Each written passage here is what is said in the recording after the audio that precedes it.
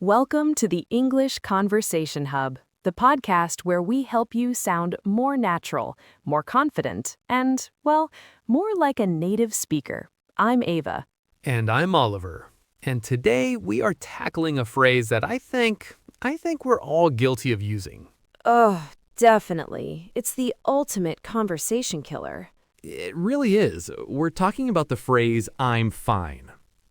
Just saying it feels boring. How are you? I'm fine, thanks. And that's it. Conversation over. Exactly. It's like a brick wall. So today we're going to tear down that wall. We've got 3 classy, interesting, and much better phrases to use instead. So let's just get into it. What is the real problem with I'm fine, besides it being, a bit dull? Well, I think the biggest issue is that it's often not true. Right. Like someone asks, how are you? And you've had the worst day of your life. Your car broke down, you spilled coffee on your shirt. Your boss was yelling at you. Yeah, all of that. And you just go, I'm fine. It's like a reflex. It is a reflex, and it stops any real connection from happening. The person asking is, trying to connect, and you're just shutting them down. Totally. It's like an automatic response that doesn't actually communicate anything. It's empty. Empty is a good word for it. It has no personality. So we're going to inject some personality back into our daily chats. Are you ready, Oliver? I am so ready. Let's start with our first alternative. Okay, so our first one is for when you are actually doing, well, fine, or even great.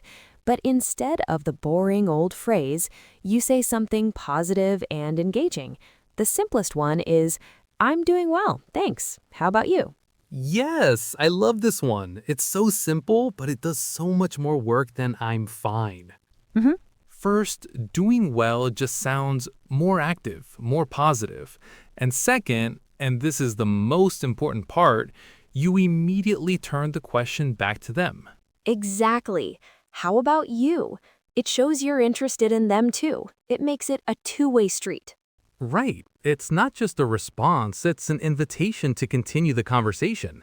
Let's do a quick role play. Ava, you ask me how I am. Okay. Hey, Oliver, how are you? I'm doing really well, thanks. Just enjoying this sunny weather. How about you? See? So much better. Now I can respond to the weather comment or just answer your question. We have a conversation. And there are a bunch of variations, right? It doesn't have to be just doing well. Oh, for sure. You could say, I'm great, thanks for asking. Or something a bit more casual like, can't complain. I use can't complain a lot. It's sort of a humble way of saying things are good. Yeah, it's very common. Or, pretty good, how have you been? All of those are fantastic. They're positive, polite, and they keep the ball rolling. That's key.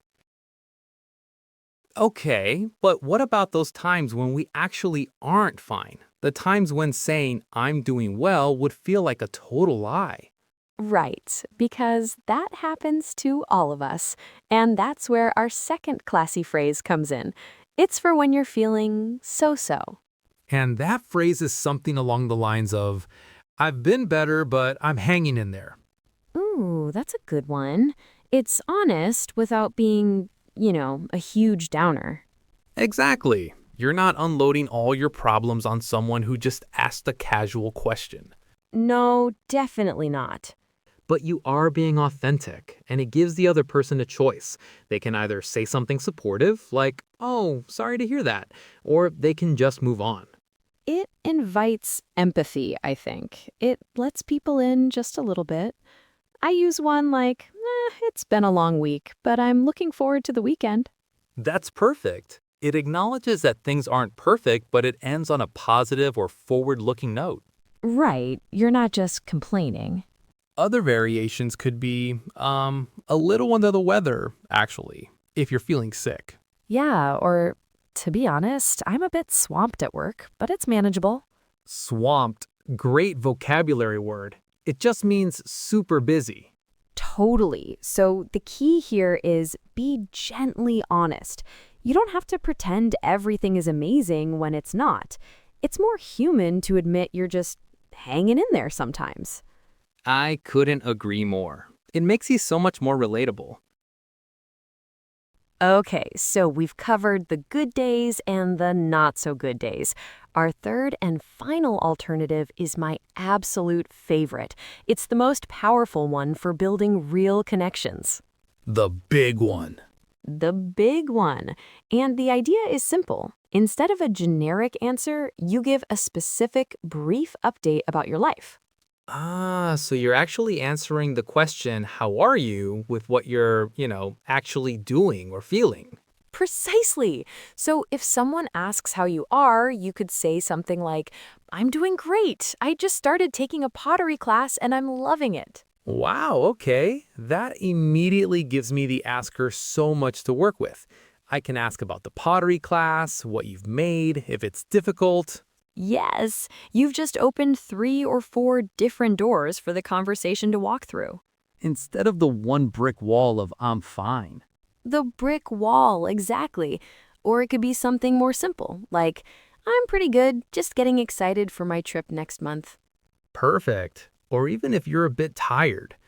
I'm a little tired, to be honest. I was up late finishing a project, but I'm so glad it's done. Yeah, that's a great example. It combines the honesty of our second phrase with the specific detail of this one. You're sharing a little piece of your life. And it doesn't have to be a huge life event. It can be small. I'm great. I tried a new coffee shop this morning and it was fantastic. I'm good. I'm just happy it's Friday. Even something that simple.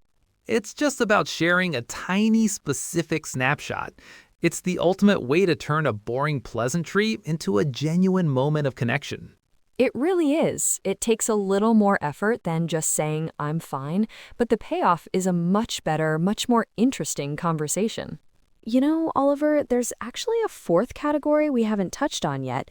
It's a bit more advanced, perhaps, for those feeling a little playful. So there you have it.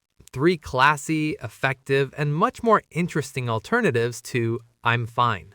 Let's do a quick recap. Number 1, for the good days, I'm doing well, thanks. How about you? Remember to always turn the question back to them. I've been better, but I'm hanging in there. A little bit of honesty goes a long way. And number 3, my personal favorite, give a specific, brief update. Share a tiny piece of your life to get a real conversation started. Your challenge for this week, listeners, is to completely ban I'm fine from your vocabulary. Just for a week. Try using these phrases instead and see what happens. Let us know how it goes. That's all the time we have for today on the English Conversation Hub. Thanks so much for tuning in.